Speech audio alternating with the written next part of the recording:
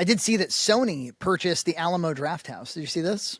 Oh, I just saw that. Yeah. So, wow. Yeah. So I went when I was in Austin, Texas for the Austin Film Festival like 10 years ago. And we saw like Beetlejuice there and we saw something else there. And it's great. It's everything everybody says that it is. It's, because they've got all these original prints and stuff. And they're, like when I went, it was around Halloween time. So they showed Beetlejuice and they had I think a work print of it or something. And it was in rough shape, but they projected it anyway.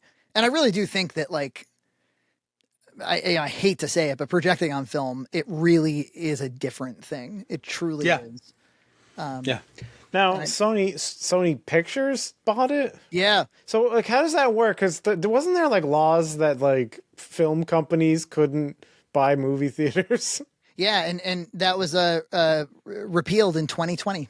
Wow. Yep. I had no idea that happened. That's fascinating. Idea. Yeah, it probably didn't make big news because people don't go to the movies in the first place. Yeah, COVID was happening and nobody was caring. Wow. That's a long-standing precedent. Huh. Yeah, I remember when Lloyd Kaufman would bang on about it. He's like, oh, and the theaters own the studios own the theaters. And it was like, no, they don't. Let's say that the internet is my face, pure and unblemished, except for this melanoma here, which I probably should have checked out, and of course the herpes. Now Sony Pictures can show Ghostbusters in all of their Alamo Drafthouse theaters. Red Letter Media recently did a big video on like the end of movie theaters, and they were trying to come up with some suggestions, and they came up with something kind of, it was more formulated than what I've thought of, but I had a similar thought, which would be, now is the time to experiment with low budget films.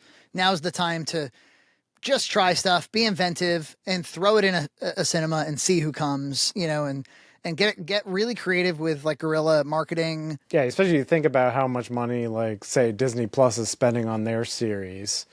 And just do a fraction of that that you do in one episode. Put it toward a movie that you actually put in theaters. Maybe people go see it. Speaking of film-related things that closed, Philadelphia School of the Arts closed abruptly. Yes, I saw that. I don't know what happened exactly, but it just shuttered its doors, apparently without telling the students, or like the students found out at the same time that the public did. Actively enrolled students. So all the room goers had to go home. Yeah, well, so James Rolfe put out a video on Twitter, and it was actually a really nice video. Truly, you got to give credit to this guy. So, John, I don't know if you know this, but James went to the Philadelphia School of the Arts. That was his film school. And in his book, he goes on for many pages, like half the book or something, about this traumatic experience he had. His roommates were all these like chaos gremlins who destroyed property and like dump things out of windows haphazardly, and they destroy ceiling fans and this sort of thing. And he ended up filming it and making like a funny video out of it, and that ended up being the incriminating evidence that got them all suspended. Dude. Yeah.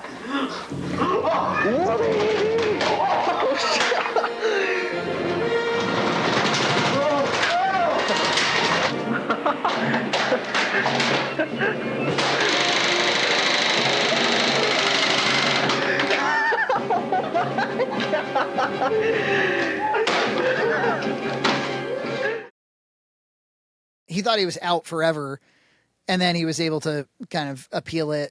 But it's obvious that he was like that he's autistic or he grew up troubled, and so like having an experience like that was clearly very traumatic for him. So much so that we suspect that like the book that he released was actually more like a therapy journal that he wrote a long time ago for that traumatic event. Yeah, a lot of the book is dedicated to that, yeah. Anyway, I say all that because he went out to the Philadelphia School of the Arts. He's standing in front of what looks to be, it looked to me like it was one of those protest encampments that had been there moments prior, because the place looks like it's trashed. And he's like, hey, this really sucks. To the students, there was a time when he was like, I was right over there at that window. And he's like, there's a time when I thought my career in film was over at this very place, and it was far from over. So, keep that in mind. I really do like a message like that, where in life, it's so easy in life to be like, oh, I'm defeated. Where it's like, no, you're not defeated. Yeah. Like you have no idea what's around the next corner. Believe it or not, I kind of know the feeling, because there was a time, believe it or not, when I thought my future with the school was over and that my career was over. it was far from it. So in that same way, I believe you will get through this. It's a new chapter, a new beginning. You could make some idiotic movie with Rolling Rock and talking about TMNT, and it'll change your life. It said, like, hey, Philadelphia, like, you should look into this because this is fucked up. Like, this is really bad to do to the students. But good on James using whatever celebrity he has to draw some attention. Yeah, that's good. Oh, this is bullshit.